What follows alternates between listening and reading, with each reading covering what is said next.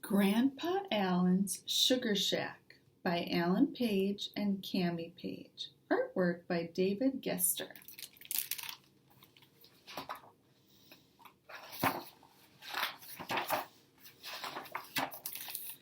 Breakfast is my favorite meal of the day. Nothing can come between me and my syrupy pancakes. Grandpa, what is sodium hexamophosphate? Grandpa raised his eyebrows. What? Hexametaphosphate. It says right here on the label that it's an ingredient in our syrup, but I thought syrup came from trees. Well, pure maple syrup does, but it's a bit too expensive for us to buy. What kind of syrup is this, I asked. It's the kind that comes from a factory. It's just imitation, he said matter-of-factly. Does it taste the same as pure maple syrup? Grandpa Allen made a face and chuckled.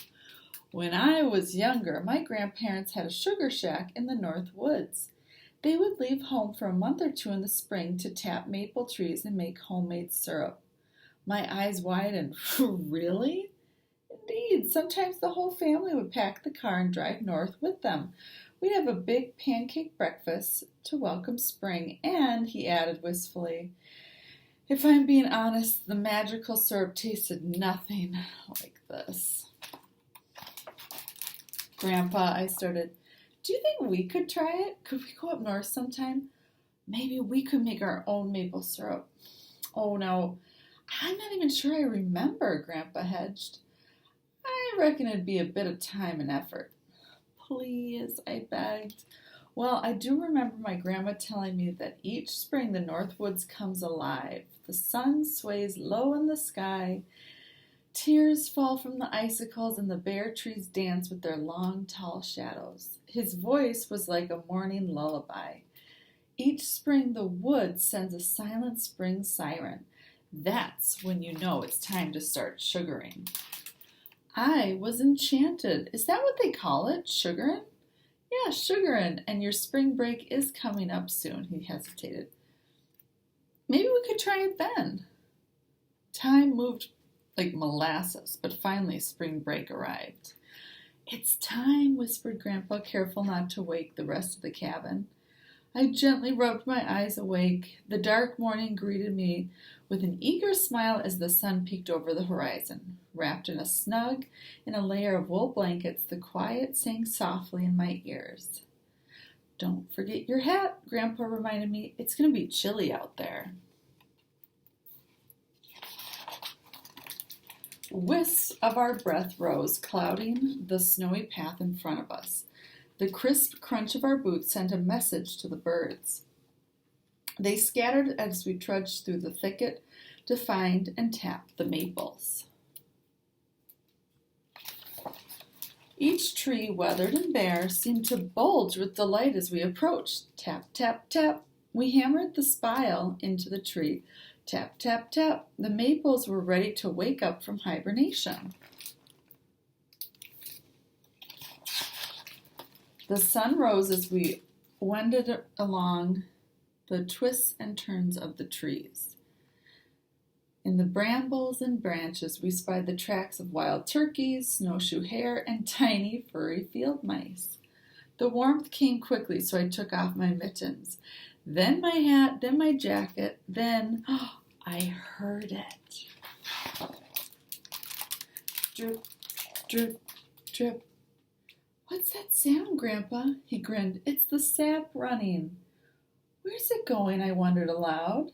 Grandpa smiled. Not that kind of running, silly. By the next morning, we had collected 43 gallons of sap. A drop dripped on my pinky. It looks like water, I said, frowning, and it's not sweet at all. I was certain the only thing the sap would turn into was disappointment.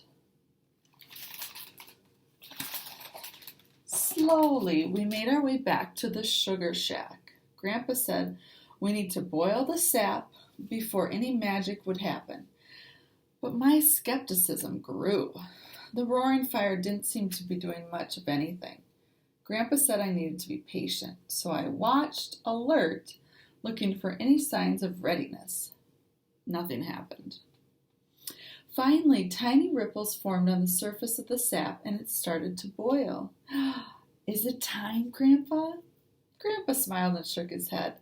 Not yet. It's got to get feisty. Bubbles began to pop, and suddenly I sensed the sweet smell of maple rising from the steam. Is it time, Grandpa? Grandpa stirred the sap and shook his head. Sorry, the colors will change over time. We'll know we're close when it begins to look like caramel.